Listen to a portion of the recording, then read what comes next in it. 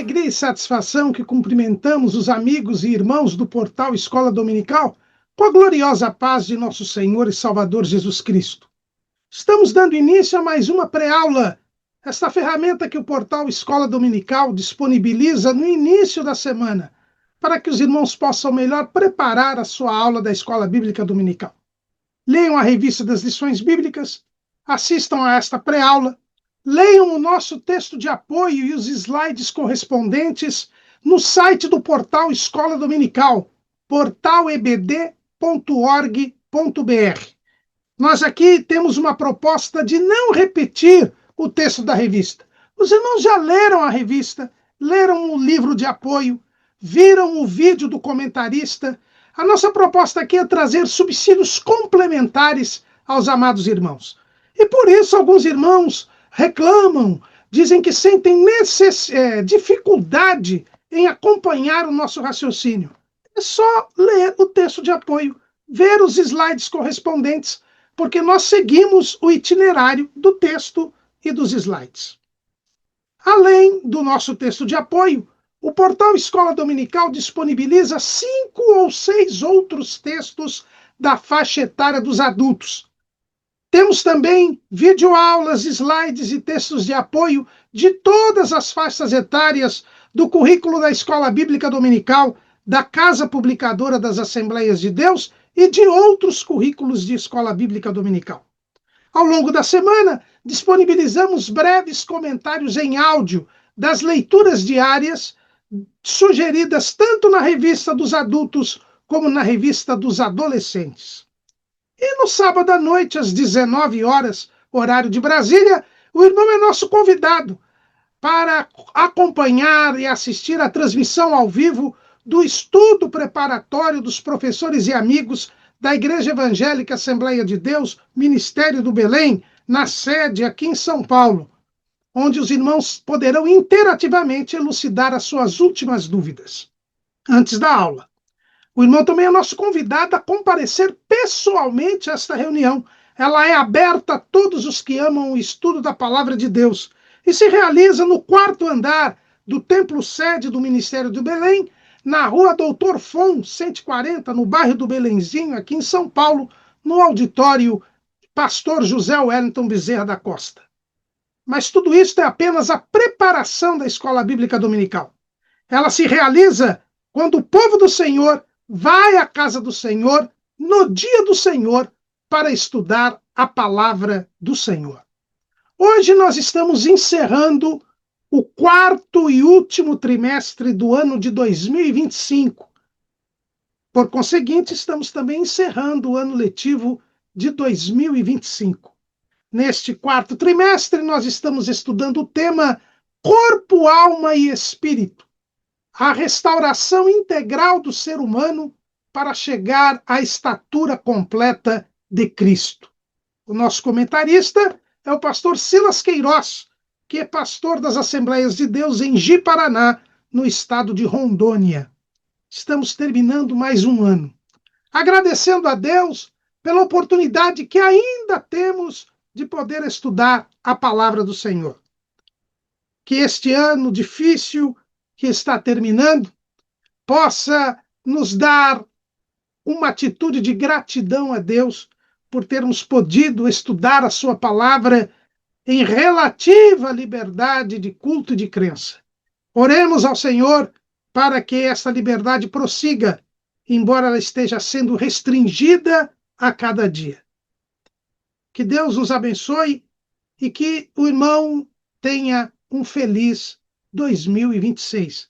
Esse é o desejo nosso, de nossa família e do portal Escola Dominical. Feliz Ano Novo, feliz 2026. E hoje estaremos, então, estudando a última lição do ano, a lição de número 13, preparando o corpo, a alma e o espírito para a eternidade. Nós estamos terminando um ano. Esta história de dividir o tempo em anos, meses, semanas, dias, horas, minutos e segundos é salutar. Sim, faz bem para o ser humano. porque ele se lembra que, ao ver uma folhinha, um calendário, ele se lembra que o tempo passa e que este mundo é passageiro e que nós temos uma eternidade para viver. E ao ter uma eternidade para viver, nós nos lembramos que, passando daqui para a eternidade, nós teremos de prestar contas ao Senhor de todas as coisas. É o que diz o escritor aos Hebreus, lá no capítulo 4, no versículo 13. E não há criatura alguma encoberta diante dele. Antes, todas as coisas estão nuas e patentes aos olhos daquele com quem temos de tratar. Todos nós teremos que nos apresentar diante de Deus. O mesmo escritor aos Hebreus, ele escreve lá em Hebreus 9 e 27. E como aos homens está ordenado morrerem uma vez, vindo depois disso o juízo. A eternidade nos aguarda e nós seremos julgados pelo justo juiz. E onde passaremos a nossa eternidade? Com Deus, na Nova Jerusalém, por termos crido em Jesus e sido obedientes até a morte? Ou no lago de fogo e enxofre, por termos desobedecido ao Senhor, por termos rejeitado a oferta salvadora na pessoa de Jesus Cristo? Muito oportuna, portanto, esta lição, sendo a última lição do ano. O calendário existe para que nós usemos a nossa mente para pensar nas coisas de cima, para pensar na vida eterna, para pensar na eternidade. Não foi à toa que Deus criou o calendário para o povo de Israel. Sim, o calendário do povo de Israel foi estabelecido por Deus. É o que nós encontramos lá em Êxodo, capítulo 12. E falou o Senhor a Moisés e a Arão na terra do Egito, dizendo: este mesmo mês vos será o princípio dos meses. Este vos será o princípio dos meses do ano. Deus estabeleceu um calendário que os judeus adotam até hoje, porque faz parte da vida que Deus deu ao homem, a contagem dos tempos, a contagem dos dias. Talvez tenha sido nesta disposição que Moisés tenha entendido a necessidade que temos de saber contar os anos. Lá, o Salmo de número 90, ele escreve, lá no Salmo de número 90, no versículo 12, ensina-nos a contar os nossos dias, de tal maneira que alcancemos coração sábio.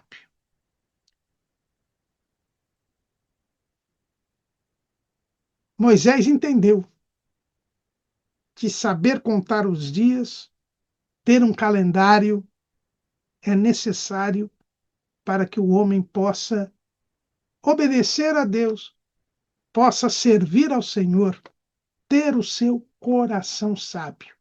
E é por isso que o título da nossa lição é Preparando o corpo, a alma e o espírito para a eternidade.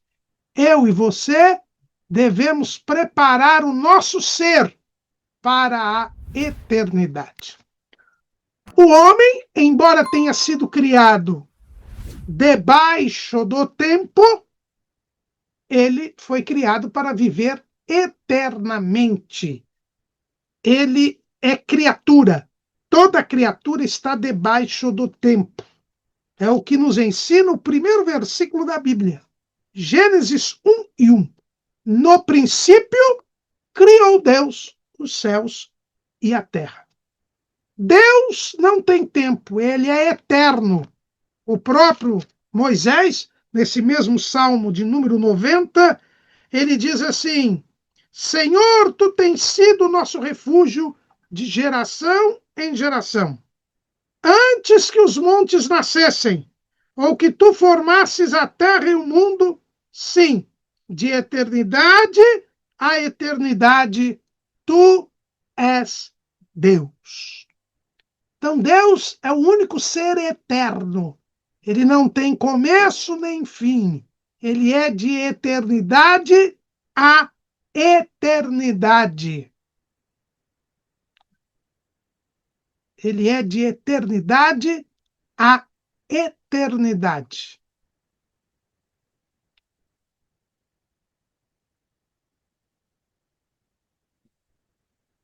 Portanto,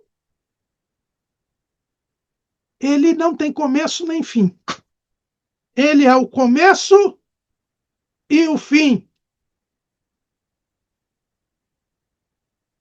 Ele é o começo e o fim. Então, só Deus é eterno. Só Deus é eterno.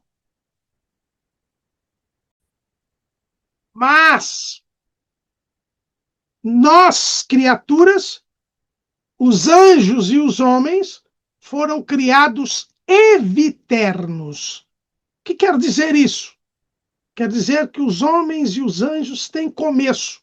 Eles foram criados, mas não têm fim. Deus, no seu propósito criador, quis que os homens tivessem começo de existência, mas não tivessem fim de existência. Os anjos também. Eles tiveram começo de existência, mas não têm fim de existência. E mais, quando Deus criou o homem, ele criou o homem e o colocou na terra, e o pôs na terra. É o que o texto nos ensina. Gênesis capítulo 2, versículo 15. E tomou o Senhor Deus o homem e o pôs no jardim do Éden, para o lavrar e o guardar. Ou ainda no versículo 8, e plantou o Senhor Deus um jardim no Éden da banda do Oriente, e pôs ali o homem que tinha formado. O homem foi criado por Deus para ter começo e não ter fim de existência. Era eviterno. E Deus ainda pôs um lugar onde o homem iria habitar. Um jardim que ele pôs, que ele plantou no Éden. É interessante que a física nos ensina hoje que Albert Einstein mostrou que o universo tem o espaço-tempo, né? Nós falamos no espaço e no tempo. E Einstein mostrou que o espaço e o tempo são uma coisa só. É o espaço-tempo. Ou seja, o homem está num lugar num determinado tempo. Foi assim que Deus criou o homem. Criou o homem e o pôs no Éden. Depois que plantou um jardim no Éden, pôs o homem ali. Então, o homem, no jardim do Éden, deveria viver para sempre. Deveria estar ali para sempre. Tanto é que o seu corpo, e nós vimos que o homem é corpo, alma e espírito. O homem é o único ser que é a um só tempo material e imaterial. O corpo do homem era renovado a cada dia. Por quê? Porque o homem tinha acesso à árvore da vida. A árvore da vida permitia que o homem, no seu aspecto exterior, que era o corpo se mantivesse do mesmo jeito desde que tinha sido formado. Lembremos que Adão não foi criança. Adão já foi criado adulto, maduro. E da forma como Adão foi criado, e também Eva já foi criada adulta. Da forma como eles foram criados, do jeito que eles estavam, dia após dia eles eram mantidos. Seu corpo não envelhecia, seu corpo não ficava doente, seu corpo não tinha enfermidades. O homem todos os dias se renovava, tanto exteriormente, pelo acesso à árvore da vida, como interiormente, porque ele tinha comunhão com Deus e ainda se revigorava e se fortalecia toda a viração do dia, quando tinha um encontro especial com Deus. Seu homem exterior e o seu homem interior se renovavam todos os dias. Era assim que vivia o primeiro casal antes de pecar. Mas o primeiro casal pecou, desobedeceu a Deus e perdeu o relacionamento com o Senhor. Houve a morte espiritual. Quando o primeiro casal peca, Deus vem à viração do dia como sempre vinha. Mas o primeiro casal já não tinha condições de se apresentar diante de Deus. Já estavam mortos espiritualmente. O pecado havia entrado no mundo. O pecado havia transtornado o ser, a estrutura do ser humano. O que acontece quando o homem peca? Ao pecar, o homem perde a comunhão com Deus. É aquele fio que eu tenho dito nas aulas anteriores, né? Que fazia ligação com Deus, esse fio é rompido. Porque os nossos pecados fazem divisão entre nós e o nosso Deus. Isaías 59, 2. Então, a atividade da comunhão do Espírito cessa. Não existe mais comunhão. Também não há intuição, porque no momento em que o homem peca, ele recusa glorificar a Deus. Eu só glorifico a Deus quando pratico boas obras. Não é assim que Jesus nos ensina? Mateus 5:16. Assim resplandeça a vossa luz diante dos homens, para que vejam as vossas boas obras e glorifiquem o vosso Pai que está nos céus. Nós glorificamos a Deus quando lhe obedecemos. Foi o que Jesus disse lá em João, capítulo 17, versículo 4. Eu glorifiquei-te na terra, tendo consumado a obra que me deste a fazer. Quando somos obedientes, nós glorificamos a Deus.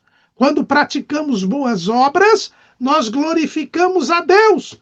Mas o primeiro casal pecou, desobedeceu a Deus, praticou uma má obra. E, portanto, não era mais sábio. Quando nós recusamos glorificar a Deus, quando nós não glorificamos a Deus, não somos sábios, passamos a ser loucos. Romanos, capítulo 1, versículo 21. Porquanto, tendo conhecido a Deus, não o glorificaram como Deus, nem lhe deram graças. Antes, em seus discursos, se desvaneceram, e o seu coração insensato se obscureceu. Dizendo-se sábios, tornaram-se loucos. O homem se tornou louco. E por se tornar louco, o seu espírito já não tinha mais a intuição. A intuição é aquele conhecimento que nós adquirimos diretamente da parte de Deus, sem o entendimento. É a sabedoria que recebemos do alto, como diz Tiago. Né? Tiago, ele fala que a sabedoria de Deus ela vem do alto. Tiago 3:17. Mas a sabedoria que vem do alto é primeiramente pura, depois pacífica, moderada, tratável, cheia de misericórdia e de bons frutos, sem parcialidade e sem hipocrisia. Ora, o fruto da justiça semeia-se na paz para os que exercitam a paz. O homem, o primeiro casal, se tornou louco. O espírito já não tinha mais comunhão, já não levava o homem à comunhão, já essa atividade cessou, e também a atividade da intuição parou. Ainda falando no espírito, o espírito nos traz a consciência. O homem tinha uma boa consciência, uma consciência pura, uma consciência sem ofensa, porque ele era inocente. Tudo o que ele fazia agradava a Deus. A consciência o defendia. Mas agora ele havia pecado. E quando pecou, seus olhos foram abertos. Ele viu que estava nu. Ele teve vergonha do seu corpo. Ele teve vergonha do corpo da sua mulher. E quis imediatamente fazer aventais ou cintas com folhas de figueira. Mas quando Deus chegou, ele sentiu medo e se escondeu. A consciência o acusou. Ele havia pecado. E também não havia mais a fé. O homem tinha deixado de acreditar que Deus é galardoador dos que o buscam. Ele quis ser igual a Deus, sabendo o bem e o mal. Ele desacreditou na palavra de Deus. A fé deu lugar à incredulidade. O espírito morreu. O espírito ficou separado de Deus. O homem estava separado de Deus e o espírito ficou desativado. Por quê? Porque o trabalho do espírito é ligar com Deus, mas o pecado rompeu este relacionamento com Deus. Então, o espírito do homem morreu. Houve a morte espiritual. A alma se desorganizou. A alma se desorganizou, porque até então o homem tinha um perfeito entendimento, um intelecto avançadíssimo. Sujeitava a terra, dominava a criação terrena, deu nome aos animais.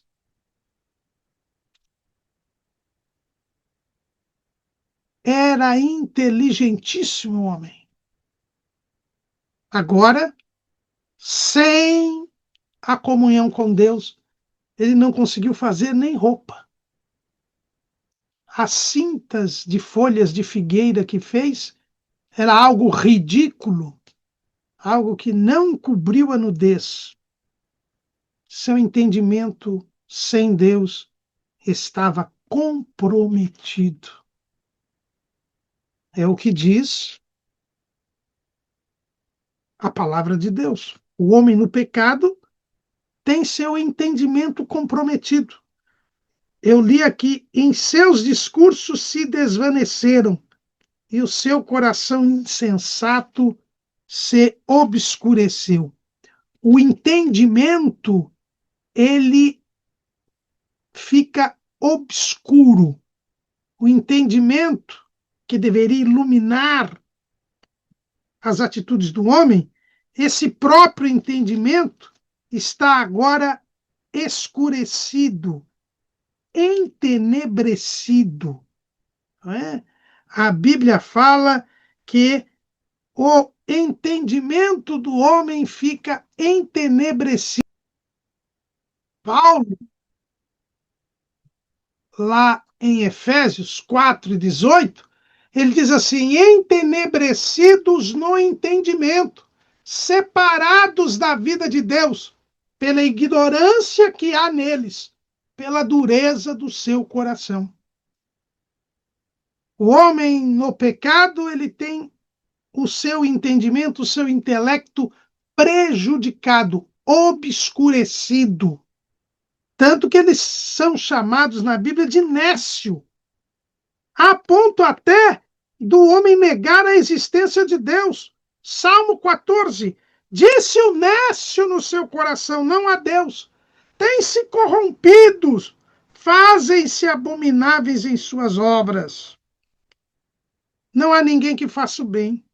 O Senhor olhou desde os céus para os filhos dos homens para ver se havia algum que tivesse entendimento e buscasse a Deus. O homem sem Deus, ele tem o seu entendimento entenebrecido. E nós vemos isso com Adão, incapaz até de fazer uma roupa. Mas não é só o entendimento, a sua sensibilidade também é comprometida. A sua sensibilidade é comprometida. O homem que só tinha felicidade, alegria, prazer, agora sentiu vergonha, sentiu medo. Quando Deus chegou, ele se escondeu. Por quê? Porque ele sentiu medo. Ele mesmo diz isso. Gênesis 3:10. E ele disse, ele aqui é Adão, ouvi a tua voz soar no jardim e temi, porque estava nu e escondi-me. Sentimentos ruins, sentimentos depressivos, porque o pecado transtorna a sensibilidade do homem. E também transtorna a vontade. Por que transtorna a vontade? Porque o homem agora não pode falar não para o pecado. A partir daquele dia, por ter cometido o pecado, ele se transformou em escravo do pecado. É o que Jesus nos ensina. Evangelho segundo escreveu João, capítulo 8, versículo 34. Respondeu-lhes Jesus, em verdade vos digo, que todo aquele que comete pecado é servo do pecado. É por isso que Jesus tem que nos resgatar. O que é resgatar? O que é o resgate? É o pagamento do preço para que um escravo ganhe a liberdade. O resgate é isso. É você pagar para liberar, livrar alguém. O pecador, ele precisa ser resgatado. Ele precisa ser comprado. É o que o apóstolo Paulo nos diz lá em 1 aos Coríntios, capítulo 6, versículo 20. Porque fostes comprados por bom preço. Nós somos comprados por Jesus. Jesus pagou o preço da cruz, do seu sangue, lá na cruz do Calvário, para que nós fôssemos resgatados, para que nós fôssemos libertos. É o que o apóstolo Pedro nos ensina, lá em 1 de Pedro 1:18. Sabendo que não foi com coisas corruptíveis, como prata ou ouro, que fostes resgatados da vossa vã maneira de viver, que por tradição recebestes dos vossos pais, mas com o precioso sangue de Cristo, como de um cordeiro imaculado e incontaminado. A vontade é escravizada pelo pecado. Então a alma passa a ter sede de Deus. Por quê? Porque sente coisas ruins, medo, vergonha. Porque está com seu entendimento entenebrecido, obscurecido. Perde a qualidade da sua memória, razão e imaginação. Sua imaginação passa a ser má continuamente. Só pensa em coisas ruins, só imagina coisas más. Gênesis capítulo 8, versículo 21. E o Senhor cheirou o suave cheiro, e disse o Senhor em seu coração: não tornarei mais a amaldiçoar a terra por causa do homem, porque a imaginação do coração do homem é má desde a sua meninice. nem tornarei mais a ferir todo vivente como fiz. O homem está prejudicado na alma. A alma passa a ter sede de Deus. Por quê? Porque não pode mais, o espírito não a leva mais a Deus. O espírito está morto. Só fica a consciência acusando. Sentimentos ruins, entendimento comprometido e vontade escrava. Fazendo não o que quer, mas o que o diabo quer. Esse é o homem interior. Completamente à mercê do maligno, do mal. Entregue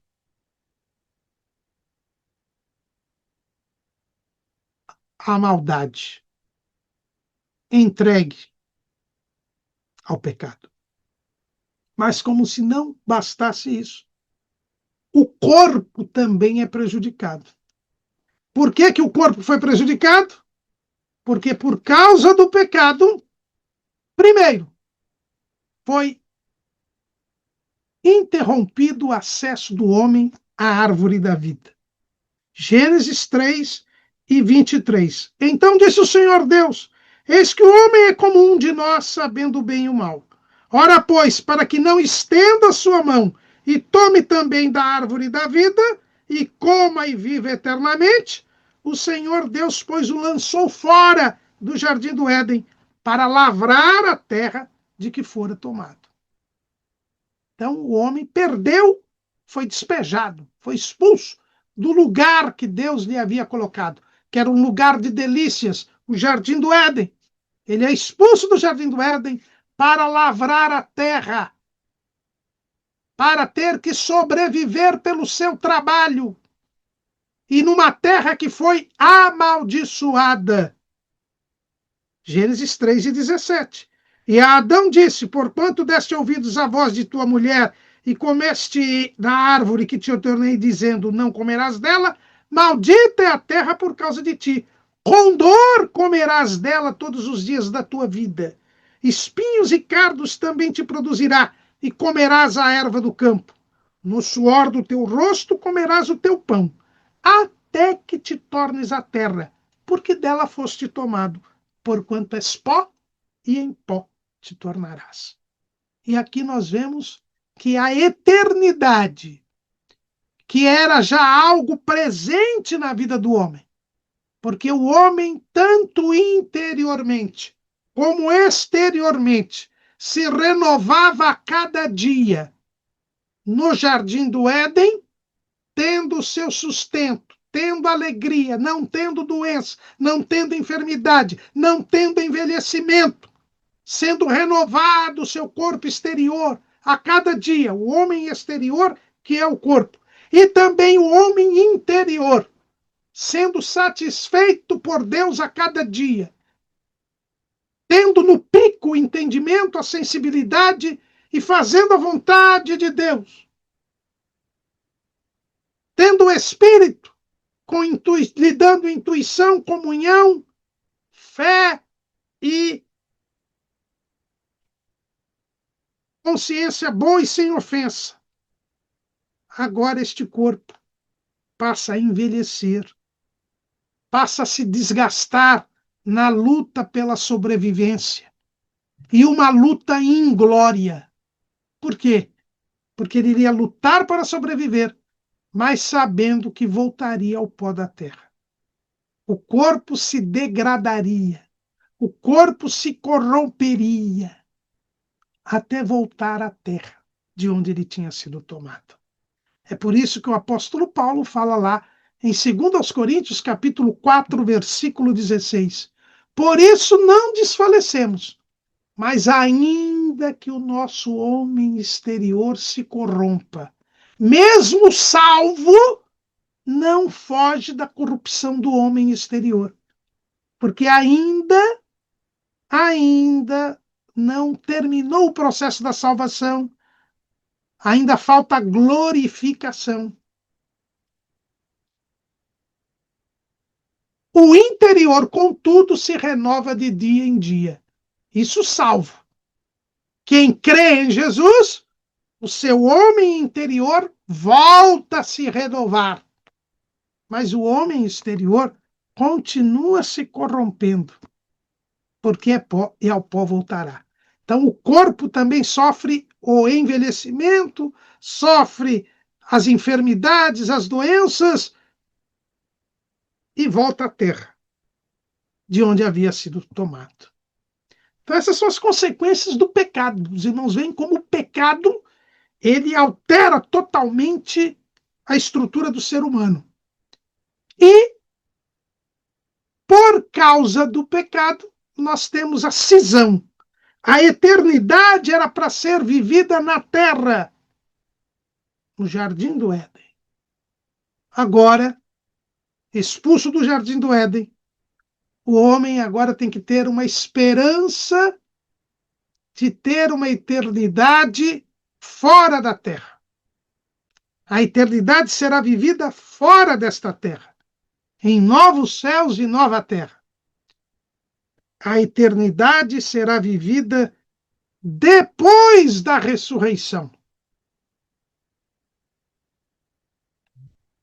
Ou da transformação, se vivos estivermos no dia do arrebatamento da igreja, que é o start dessa nova eternidade. Então surge a vida eterna, diferente da vida terrena.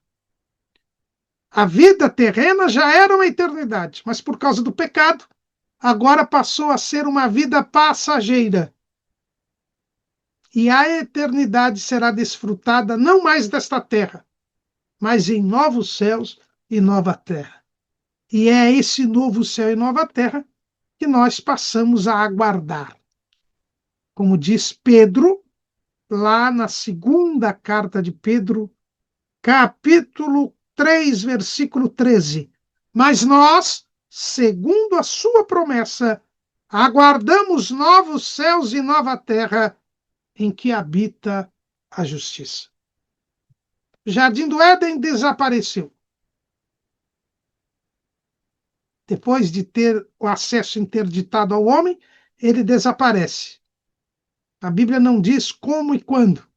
Muitos pensam que desapareceu no dilúvio, o que faz sentido. Mas, de qualquer maneira, ele já estava inutilizado desde a expulsão do homem, porque foi feito para ser habitação do homem na terra e já não o era mais. Perdeu a sua função. E agora o homem precisa crer no Salvador, na semente da mulher, que restabeleceria a amizade entre Deus e o homem, para poder passar a eternidade com Deus.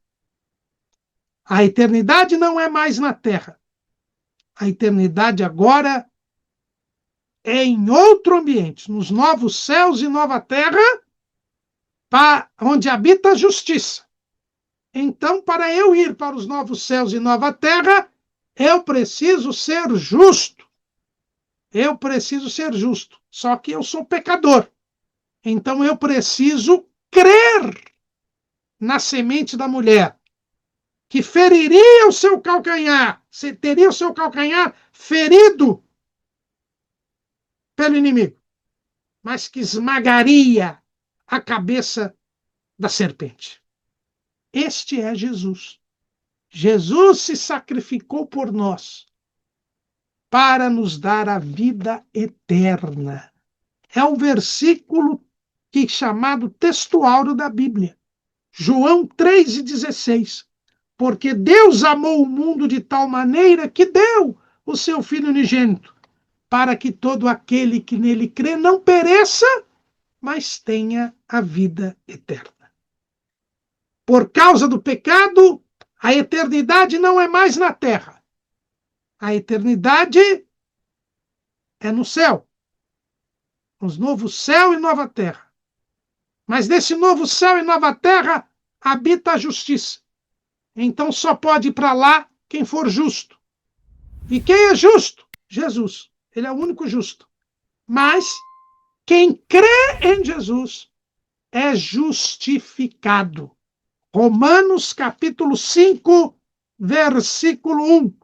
Sendo, pois, justificados pela fé, temos paz com Deus por nosso Senhor Jesus Cristo, pelo qual também temos entrada pela fé a esta graça, na qual estamos firmes e nos gloriamos na esperança da glória de Deus.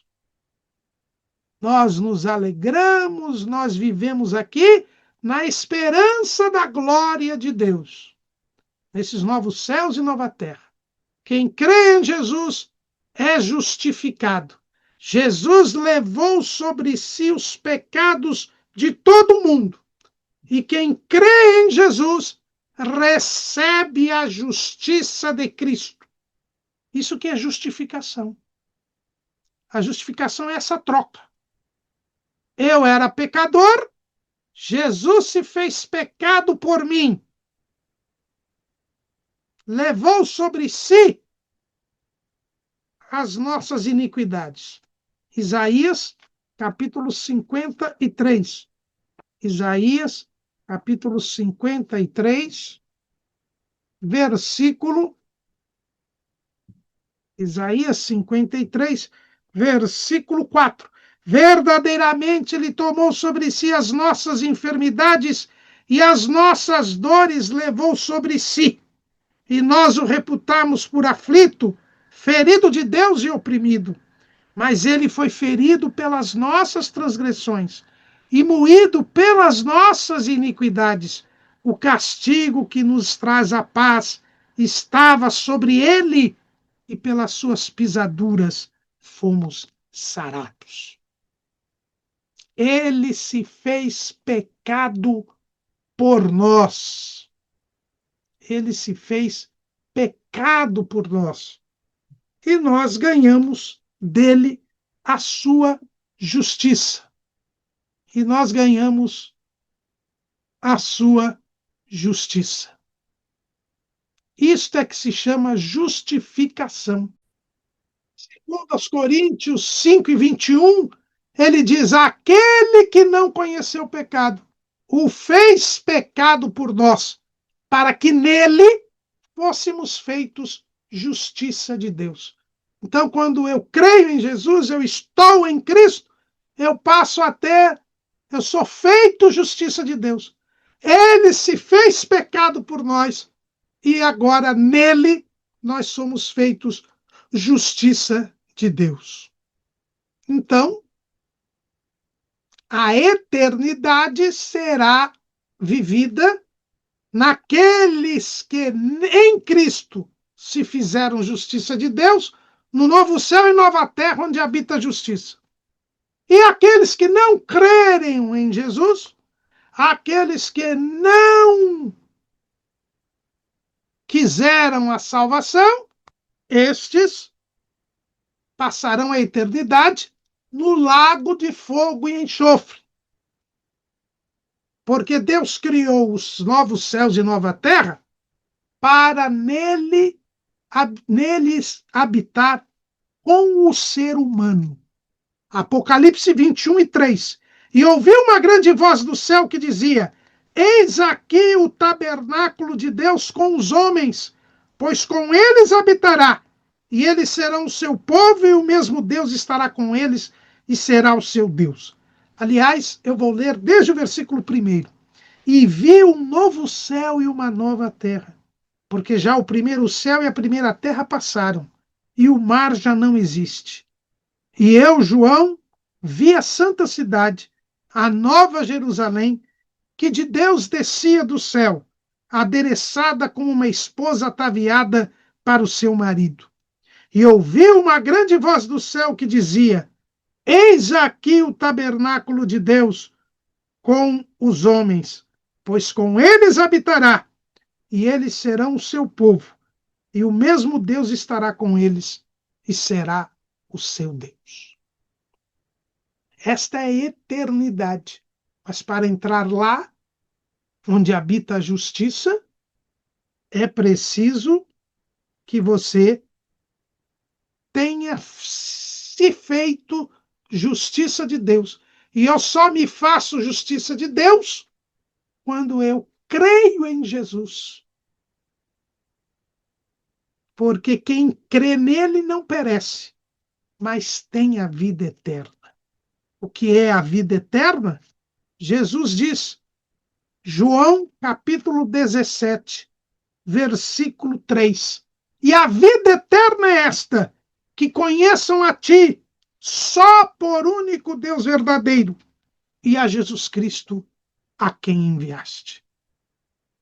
Ter a vida eterna é crer em Jesus, é glorificar a Deus, é conhecer a Deus por único Deus verdadeiro. Conhecer é ter intimidade, é ter relacionamento. Ou seja, é se arrepender dos pecados, confessar os pecados, invocar o nome do Senhor. Com a boca, como diz Paulo, lá em Romanos, capítulo 10, se com a tua boca confessares ao Senhor Jesus e em teu coração creres que Deus o ressuscitou dos mortos, serás salvo. Visto que com o coração se crê para a justiça e com a boca se faz confissão para a salvação. Porque a Escritura diz, todo aquele que nele crer não será confundido. Então, eu tenho que preparar o meu ser para a eternidade. Como é que eu preparo o meu ser para a eternidade? Crendo em Jesus. Quando eu creio em Jesus, os pecados são perdoados, são removidos, e aí o Espírito volta a funcionar. Aquele fio se liga. O Espírito volta a funcionar. A fé natural se transforma em fé salvadora. E esta fé salvadora vai crescendo, se torna o que o saudoso pastor Antônio Gilberto chamava de fé ativa, fé santificante. Pastor Josafá Batista, que é um dos comentaristas do portal Escola Dominical, pastor presidente lá em Mundo Novo, no estado da Bahia, ele diz que é a fé viva. É por isso que Paulo fala lá em Romanos, capítulo 1, versículo 17, porque nele se descobre a justiça de Deus. Quer dizer, no Evangelho se descobre a justiça de Deus de fé em fé. Como está escrito, mas o justo viverá da fé. Quando eu creio em Jesus, porque eu creio no Evangelho, o Evangelho é a proclamação da mensagem da salvação. O Evangelho é o poder de Deus para a salvação de todo aquele que crê. Eu creio na palavra da verdade. Meus pecados são perdoados. O Espírito é reativado. E aí voltamos a ter comunhão, voltamos a ter intuição. A fé natural se transforma em fé salvadora e se desenvolve em fé ativa. E nós passamos a viver de fé em fé. A fé vai sempre crescendo como o grão de mostarda, que é a menor das sementes, mas é a maior das hortaliças. E a consciência é purificada, é o que diz o escritor aos Hebreus. O escritor aos Hebreus, no capítulo 10, no versículo 22. Cheguemo-nos com verdadeiro coração em inteira certeza de fé, tendo o coração purificado da má consciência e o corpo lavado com água limpa. Retenhamos firmes a confissão da nossa esperança, porque fiel é o que prometeu. E consideremos uns aos outros para nos estimularmos ao amor e às boas obras. Então, veja que agora o homem creu em Jesus, é salvo, seu espírito está em plena atividade. Sua consciência agora é pura, sem ofensa, é boa. A fé natural se transforma em fé salvadora, que vai progredindo sempre como fé ativa ou fé viva, fé santificante, e nós vamos ver daqui a pouco a importância disso. Depois, nós temos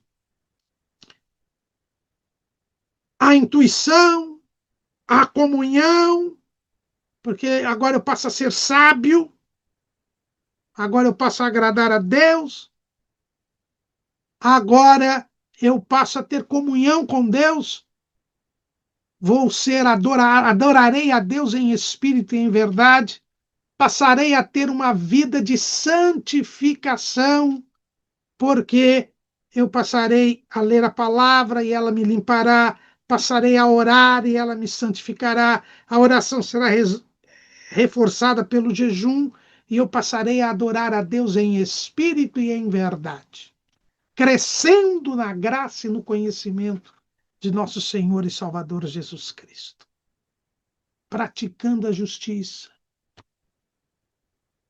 tendo fruto do Espírito, o fruto da justiça, sendo árvore boa que produz bons frutos.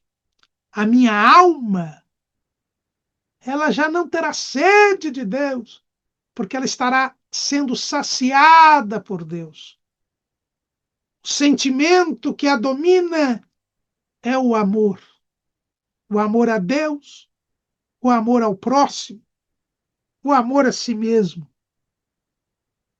Não há mais medo, porque o amor lança fora o medo.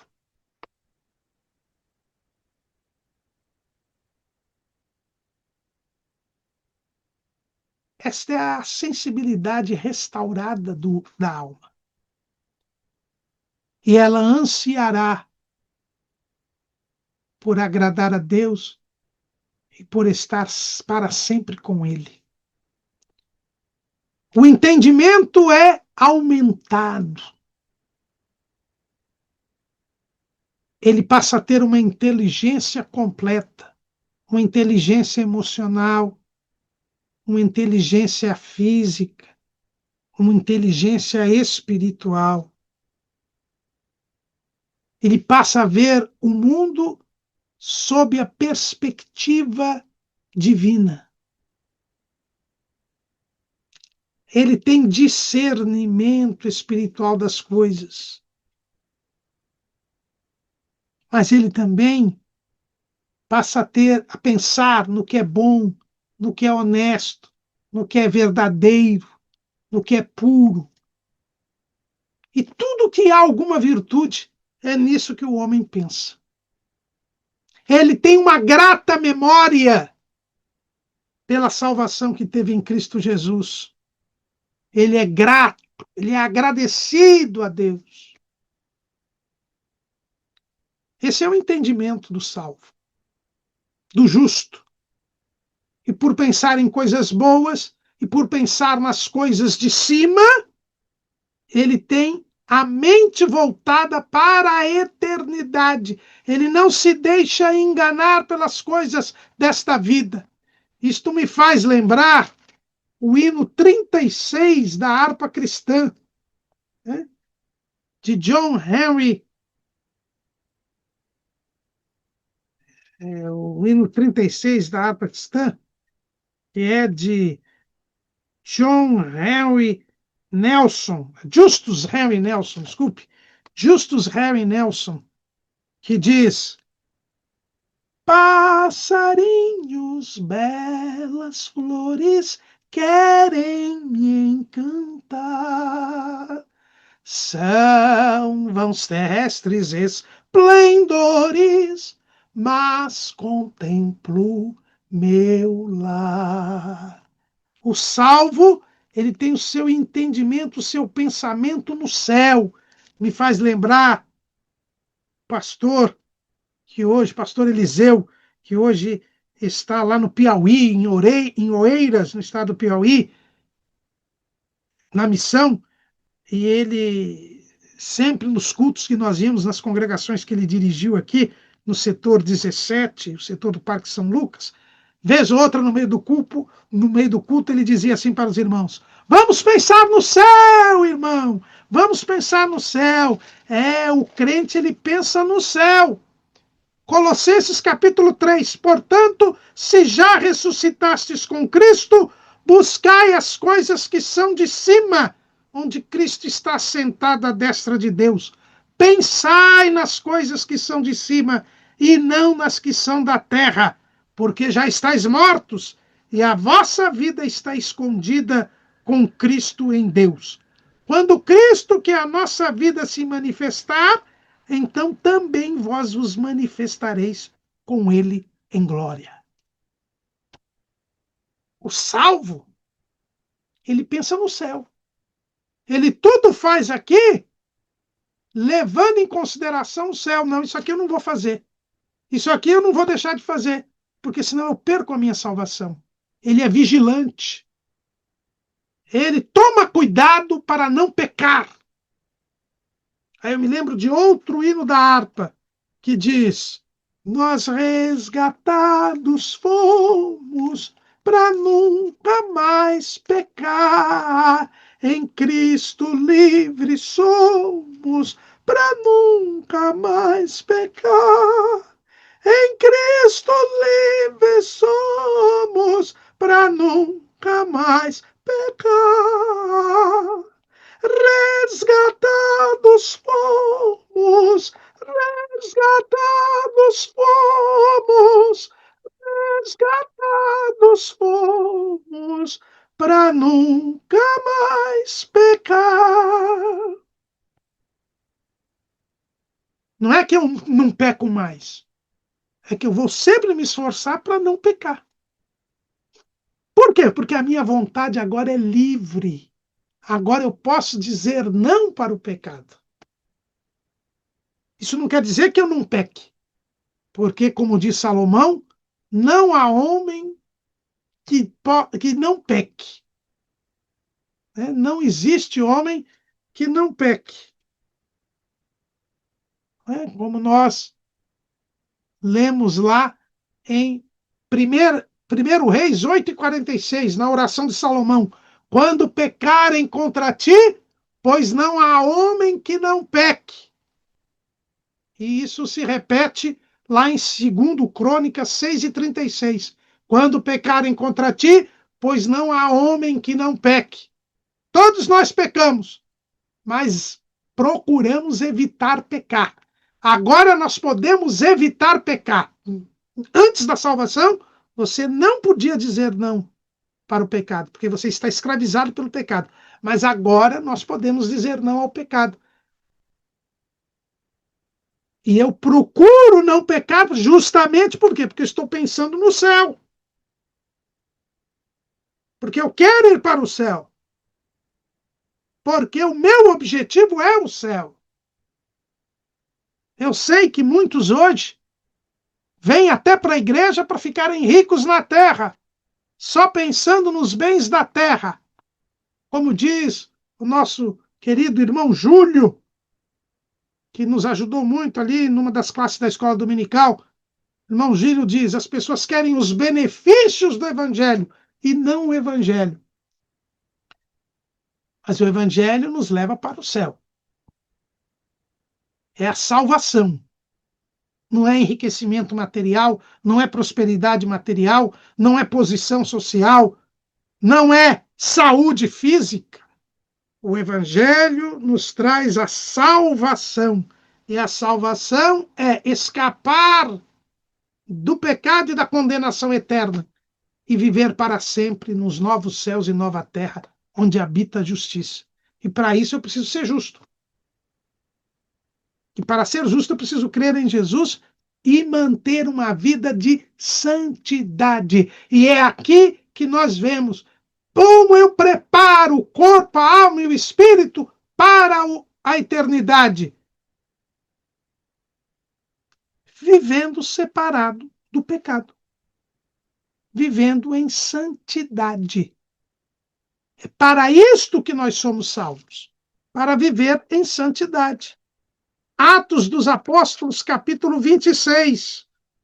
Palavras de Jesus a Paulo: para lhes abrires os olhos e das trevas os converteres à luz, e do poder de Satanás a Deus, a fim de que recebam a remissão dos pecados e sorte entre os santificados pela fé em mim. Atos 26 e 18. Nós somos salvos para nunca mais pecar. Nós somos salvos para viver separados do pecado. A santificação é a forma pela qual eu preparo o meu ser, corpo, alma e espírito, para a eternidade. Porque, como diz um outro hino da harpa, ele diz com muita propriedade, o hino 422. Ele já começa este hino que é de Ingrid, da autoria da irmã Ingrid Anderson Franzon. No céu não entra pecado. Então, se eu quero ir para o céu, eu tenho que estar separado do pecado. E é isso que a salvação nos faz. A primeira santificação é a chamada santificação posicional. Quando nós cremos em Jesus, Jesus nos separa do pecado, nos tira os pecados e nos tira do mundo.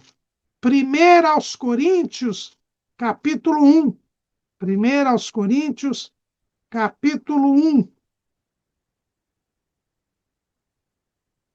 Versículo 2. A igreja de Deus que está em Corinto, aos santificados em Cristo Jesus, chamados santos, com todos os que em todo lugar invocam o nome de nosso Senhor Jesus Cristo, Senhor deles e nosso.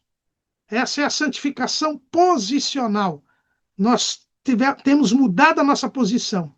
Nós antes éramos amigos do mundo e inimigos de Deus. Agora nós somos amigos de Deus porque os nossos pecados foram tirados e agora passamos a ser inimigos do mundo.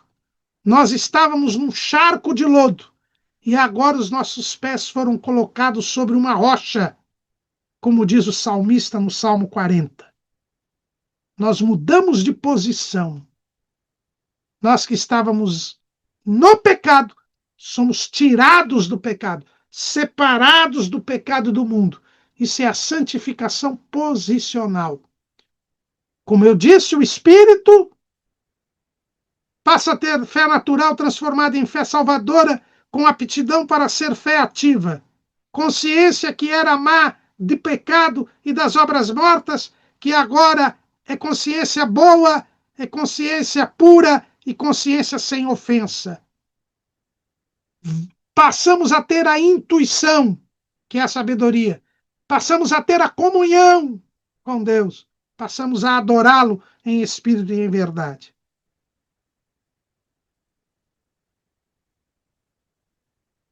O nosso entendimento, que estava entenebrecido, agora é iluminado. Nós que antes não víamos a luz do Evangelho de Cristo, agora, cegados que éramos pelo diabo, agora nós vemos o reino de Deus, porque nascemos de novo. Agora nós pensamos nas coisas que são de cima e não nas que são da terra. Agora a nossa imaginação é boa. Agora a nossa memória é grata. Agora nós temos o sentimento do amor. Agora nós não temos mais medo. Agora nós não temos mais vergonha. Agora nós somos puros. Agora nós queremos o bem das pessoas. Agora nós podemos dizer não ao pecado. O corpo Ele agora não é mais instrumento de iniquidade. Agora ele é instrumento de justiça. Agora nós não usamos o corpo mais para pecar. Nós usamos o corpo para praticar boas obras. O corpo, pela misericórdia de Deus e para a glória de Deus, ele é curado de doenças e de enfermidades, como comprovação da obra salvadora de Jesus. Isto não quer dizer que o corpo ficou imune a doenças e enfermidades, mas agora o corpo ele pode sofrer, ele pode não sofrer, ele pode ser abençoado com a cura divina. E este corpo aguarda a sua redenção, porque se Jesus vier depois da nossa morte, ele terá tornado a terra, mas ressuscitará como um corpo glorioso. E se nós ainda estivermos vivos aqui, no dia do arrebatamento da igreja, ele será transformado num corpo glorioso. Estamos aguardando a redenção do corpo. Romanos capítulo 8, versículo 23. E não só ela, a criação, mas nós mesmos, que temos as primícias do Espírito, também gememos em nós mesmos, esperando a adoção, a saber, a redenção do nosso corpo. Porque em esperança fomos salvos. Essa esperança da glória de Deus não é só entrar no novo céu e nova terra, mas é também entrar no novo céu e nova terra com um corpo espiritual, com um corpo celestial.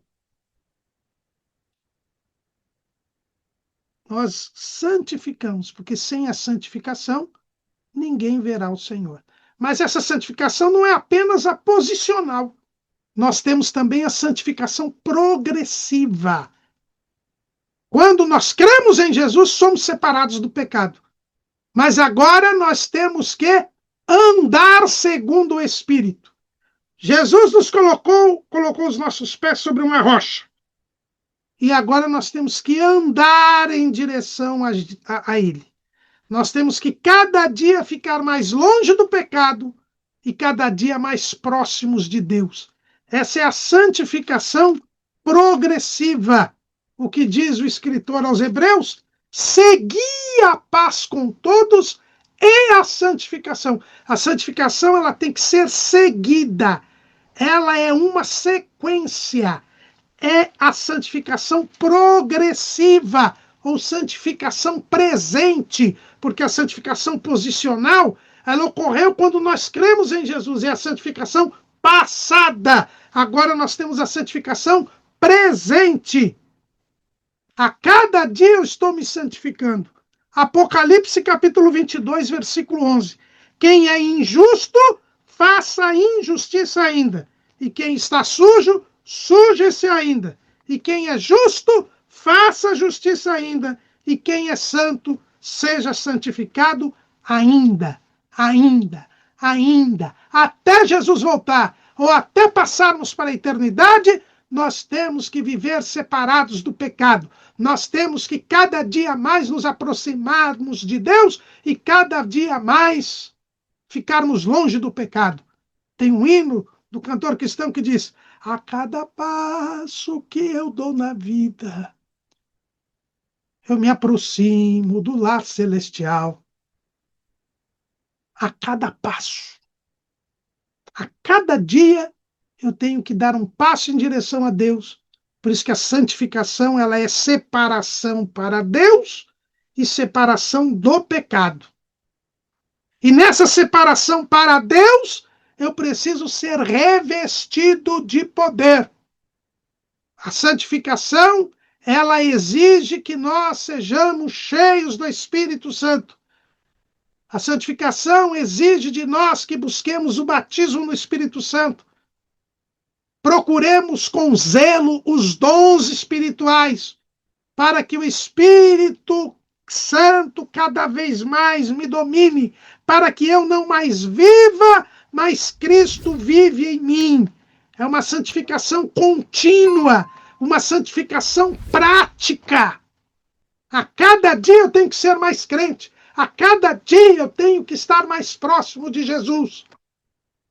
É ainda, ainda, ainda.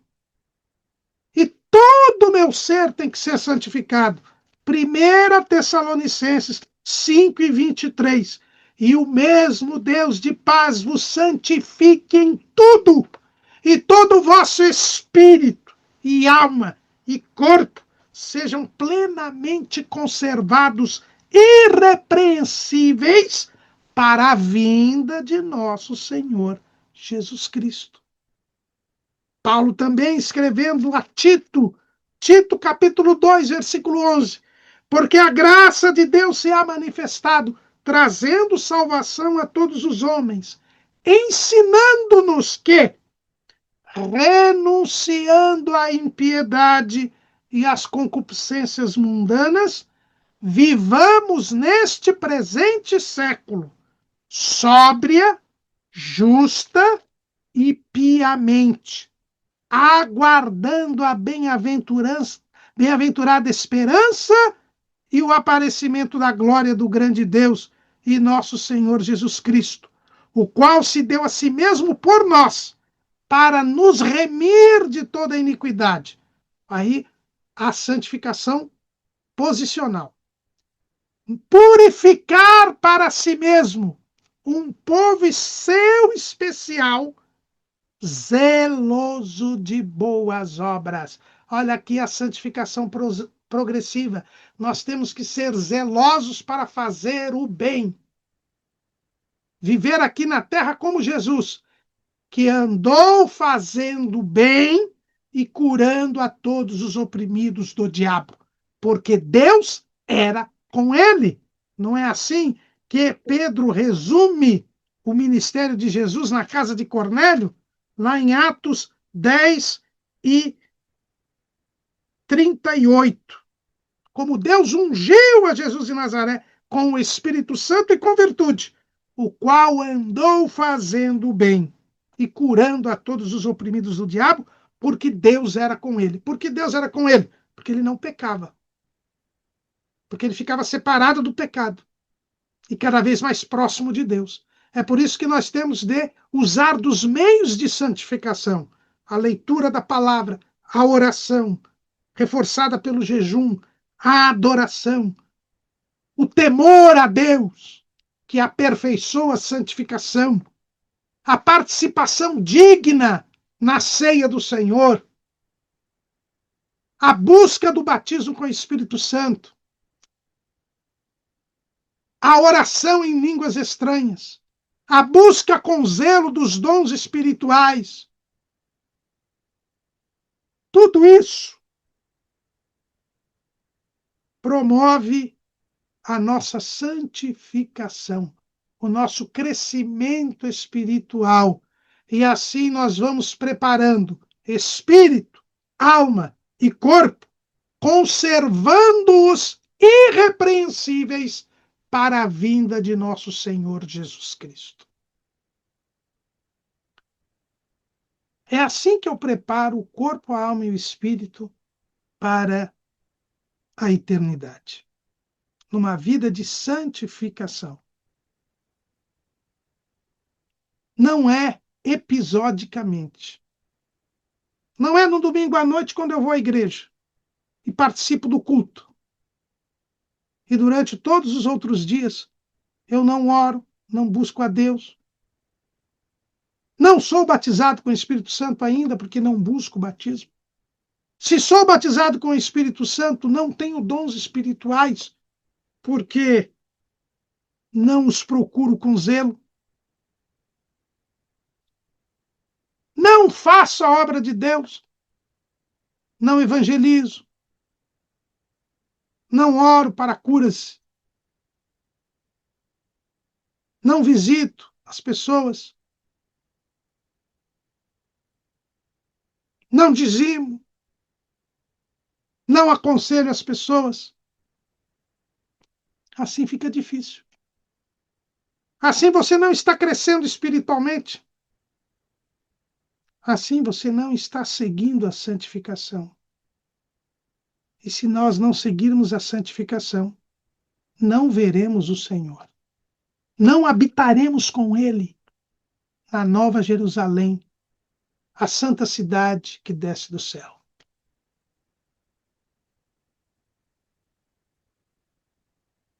Estamos nos preparando